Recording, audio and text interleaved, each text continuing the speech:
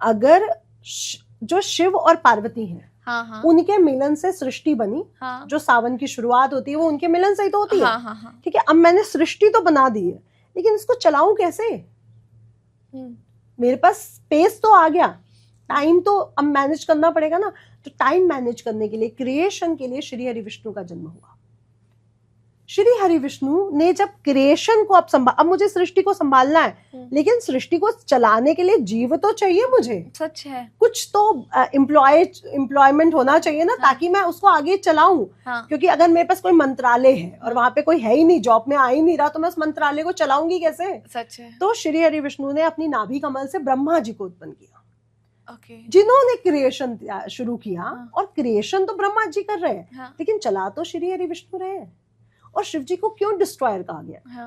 क्योंकि जब मैं कोई चीज बना सकती हूँ, किसी पेंटिंग को बना सकती हूँ, तो मेरे हाथ में ही तो वो तार है जो मैं उसको डिस्ट्रॉय कर सकूं। क्योंकि बना तो मैं ही रही हूँ ना, और तो कोई वो बना नहीं रहा है। तो वो ताकत तो मेरे पास ही होगी, क्योंकि जिसके पास बनाने की ताकत है वही तो डिस्ट्रॉयर है जी। ठीक है। अब जब श्री हरि विष्णु आए तो वो है पार्वती का ट्विन फ्लेम।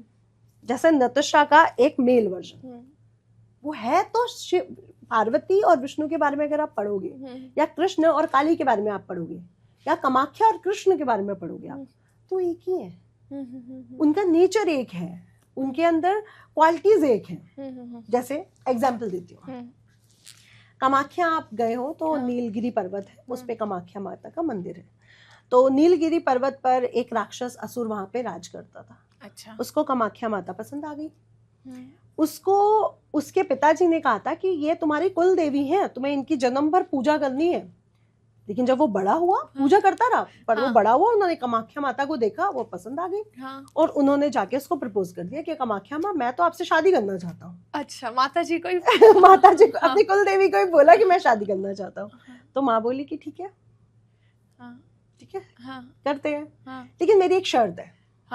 तुम वहां से नीचे से ऊपर तक मेरे मंदिर तक सीढ़ियां तैयार कर दो, एक रात में मैं सुबह तुमसे शादी करूंगी। एक रात में?